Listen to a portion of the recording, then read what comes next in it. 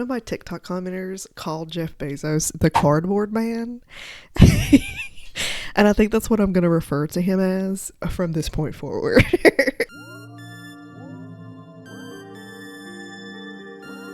Hi everybody, welcome back to Mrs. Long Reads. Today's going to be more of a chatty one.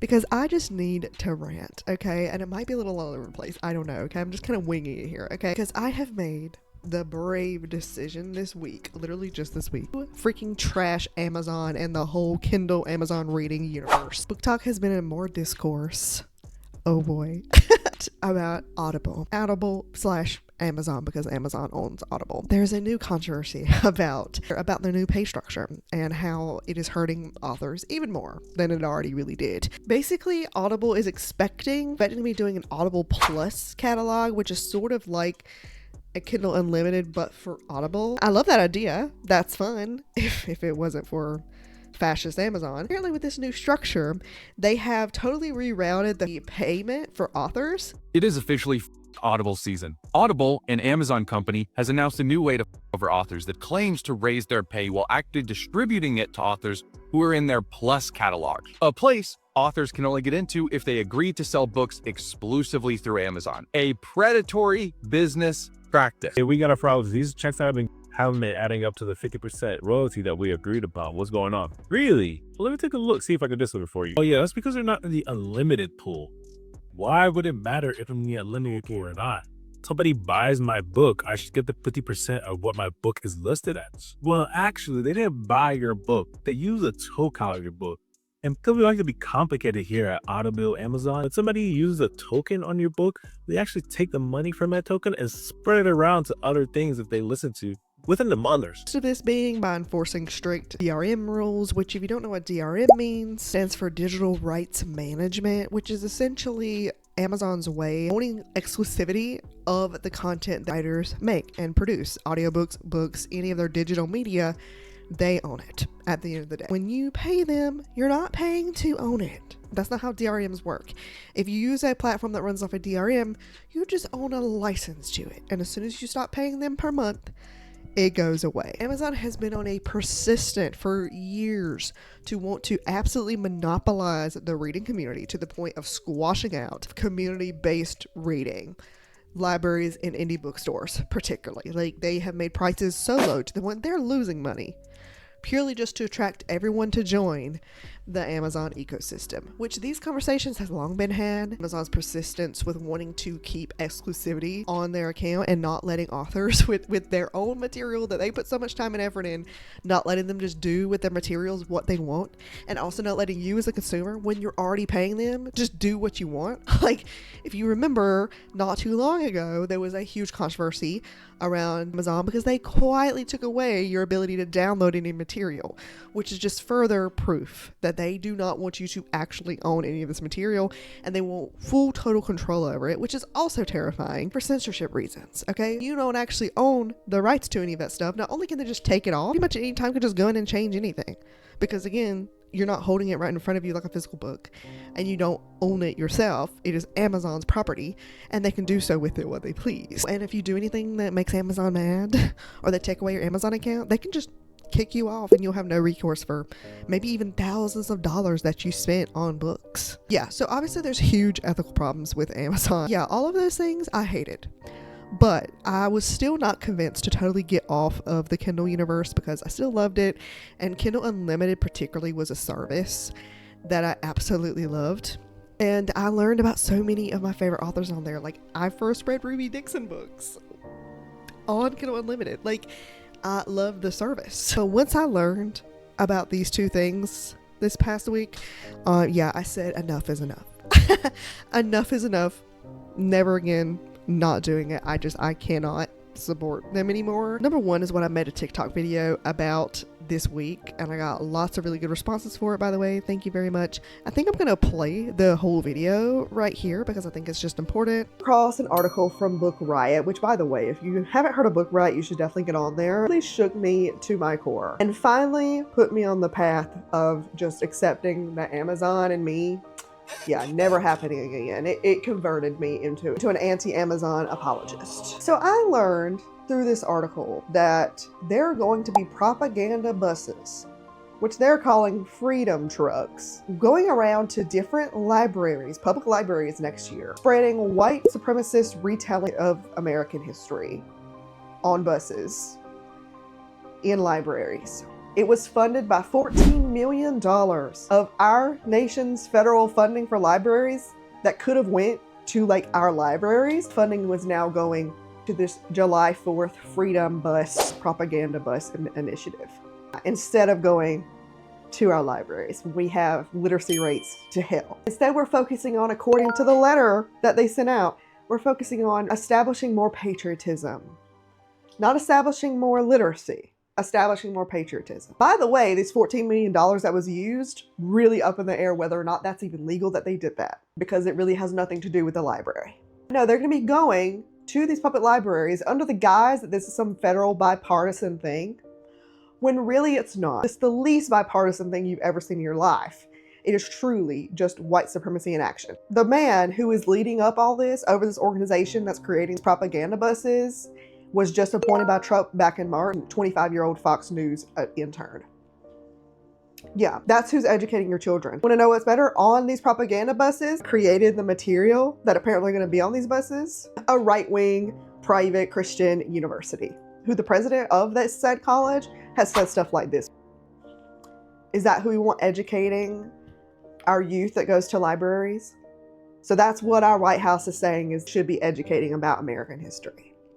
Where Amazon comes into this is if you go to this lovely website of this organization that's hosting these propaganda buses, guess who is their #1 sponsor? When I saw this, something inside me, something shifted. I was like, yeah. Imagine the #1 bookseller in the world right now. That basically is overthrowing indie bookstores, having massive book sales during indie bookstore weeks, monopolizing the publishing industry, especially for small authors, doing horrible shit when it comes to the literary space every day. And now, to top it all off, put the cherry on top, they're sponsoring white supremacist propaganda buses to go to our libraries. So yeah, Amazon literally is entangled with our tyrannical government right now, and they're giving money for white supremacist buses to be driven around to libraries next year. That is literally a thing. And it's not being talked about enough, and I'm just like, why? Like, why is no one talking about this? I noticed even when looking this up, like Book Riot, the one I mentioned in the video, is the only people that are even talking about it. Like, why is this being hidden so under the rug? Like, we should be protesting.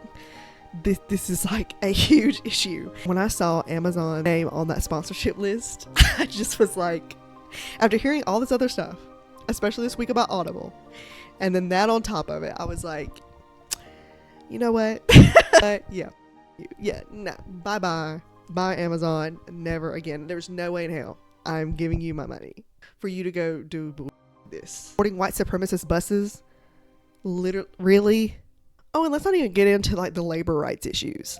I watched a video that like literally haunted me about how many people get hurt, like literally get hurt on the job at these Amazon warehouses, and how the working conditions are so unethical and they're strictly underpaid. On the website right now for Prime Day, it comes at a cost. On the outside, to you, Prime is maybe getting your product the same day, getting a good deal. But to us, it means injury. Means that you can't even go to the restroom because you have to meet your rate.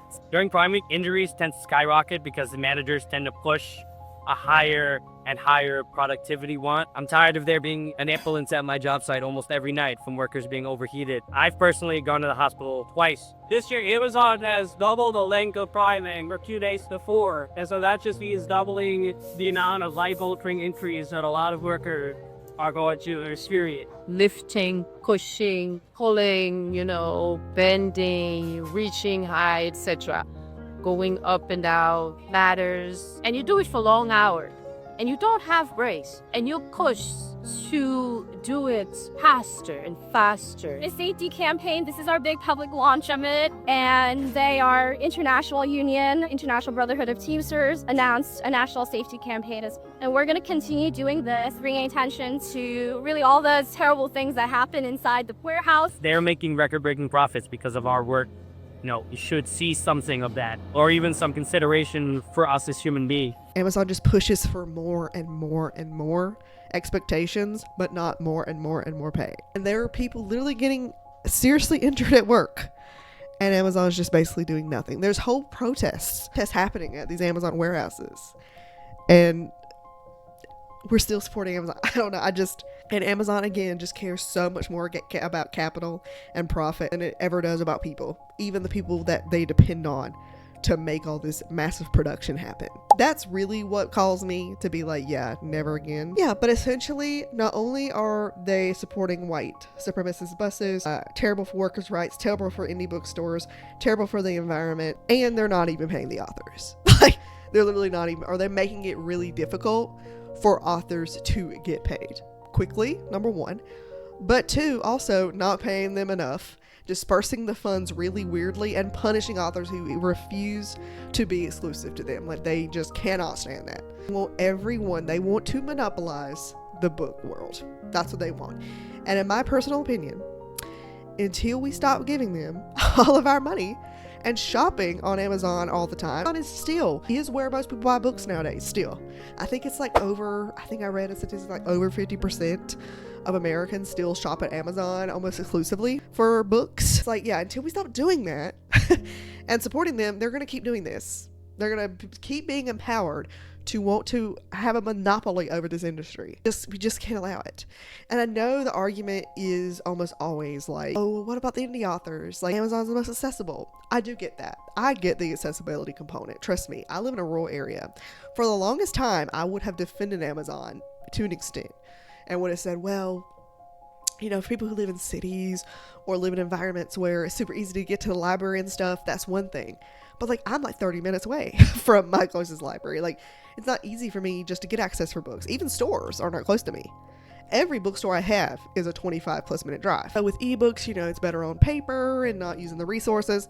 Those are things I would say because it was just very convenient for me to have Amazon. And with Kindle, and particularly Kindle Unlimited, it's so easy just to get a new book. Like, you just keep going and going. It's so fast and convenient, right? The problem with that is that yes, while that is true, they're also not supporting any authors either. Like we just learned, they're terrible for authors. They're terrible for authors. They don't treat their authors right. There's already petitions by authors to protest this Audible Plus subscription. Many of them saying they will take down their books. They will stop working with Amazon if they do this because they are getting so over from this program. So no, they don't really look out for authors either. That if we could just cut out Amazon and Amazon would actually have a real competitor, I think that would be fantastic. If we had Amazon, a real competitor that would actually treat authors right and would actually value intellectual freedom and ownership over the things you create. I just think Amazon at the very least needs more competition. We are giving them so much money to the point they just think they can do anything. Clearly, they think they can screw over authors, our libraries, our community. Over it, I'm not doing it. Just no. Just no. Support it. I can't support anything on Amazon at this point. I deleted everything. I'm just so over big mega corporations. And really the white supremacist buses was all I really needed to know. I'm just going to be real. That alone is enough to be so disturbed to the point and so angry to the point. You should just get off of Amazon stuff completely. So now we're going to get into the part of the video about what can we do? What are the next steps? If you're going to be getting off the Amazon universe like I did, what are we going to do now? Well, here's what I'm doing. A new place to do audiobooks. I have an easy solution for this. Okay, easy solution. And I've already done this and I've used it this week and I absolutely love it. It's basically identical to Audible. Literally identical. It's called Libro FM. Libro.fm. 10 out of 10. All claps around for me. Oh my gosh. Amazing company. So amazing to the point I actually am an affiliate with them now. Once I got converted to the Libro train, I was like, hey, I am a book talker. I am a booktuber. And across both platforms, I have 16,000 followers. So and they gave me an affiliate link. So yay, thank you, Libro FM. I'm going to link that affiliate link down below. I'll also put it in the comments. And if you would like to switch over for them too, please use my link. Because not only would you be supporting a small book talker / booktuber, but you also would be supporting local libraries and authors and Libro FM, which is an employee-owned company who is ethically run. Libro FM is DRM free, okay? So you actually own it. Whenever you get it, you own it. And then every time you buy anything, whether it be a membership or if you're just buying individual books on there, you pick an indie bookstore and they donate some of the profit to the indie bookstore of your choice. I mean, what is there to lose? And let me tell you, for my Ruby Dixon fans, all of Ruby Dixon's on there. That was like all I needed to know. I was like, and you can go on their website right now and look at what kind of selections they have. Pretty much all of the most popular books and many, many more. Everything I wanted to read, I could find on there. So I was like, why am I not doing this? And the membership, $14.99. Literally exactly like Audible. Like, the switch is so easy. You actually get 3 audiobooks to start. Yeah, 3 audiobooks for the price of 1 if you make the switch over from Audible. What's there to lose? What is there to lose? Go sign up for Libro FM. And no, I'm not sponsored. Okay, this is just an affiliate link. Okay, they did not pay me to say this. They'll just pay me if you click on the link. And why wouldn't you want to get the same audiobooks for the same price, but not support a mega corporation and actually support indie bookstores and actually support authors? What is there to lose? Good. Only good things. I've decided in my way of wanting to support indie authors, what I'm going to do is, for my favorite indies, I will be requesting them at my library, which, by the way, you can do. Yeah. You can go to the library and request them to get certain books, and they will just try to get them. I mean, granted, every library is a little different, and the resources and what requests they may or may not take, but you can always try. And from what I've heard, most of the time, the librarians are very, very happy to do that because they want you to stay there. They are a community-based resource versus a corporate capital-based resource like Amazon, because they're actually interested in people, over profit. So yeah, they want to keep you there. Something, they're very likely to get it for you.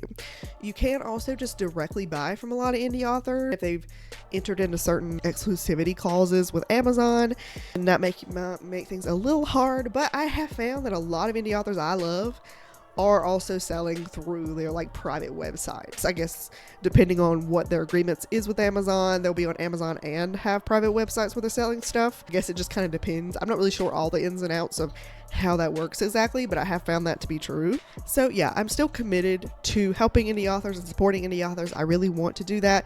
And I actually think that the more, again, we stop buying on Amazon and go into our libraries and start requesting these things, is that better for our libraries to get materials and stuff that people want to read that are popular and fun right now, and help support more people getting access to our indie authors' books, but to support our libraries, which is so huge right now because our libraries are literally at risk of a government takedown at this point. Seriously, the government is systematically trying to just defund libraries completely. And the more we engage with our libraries, go request things, the better off the whole community, everyone is. That's what I plan to do. I'm not just giving up on indie authors. I understand this is kind of where it's a pain point with, you want to support indies, but also not want to support Amazon. I do think there is other ways you can do that without having to give Amazon loads of money. And here's what I'll even say too. I even think, even if you just reduce how much of Amazon you support, better than nothing.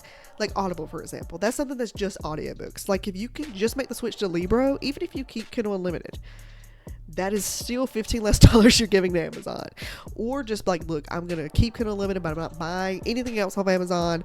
Just something to stop paying Amazon, even if it's just reducing it, I think is such a great step in the right direction, okay? I am not shaming people. Like I said, I get it. Sometimes Amazon is just the most accessible option.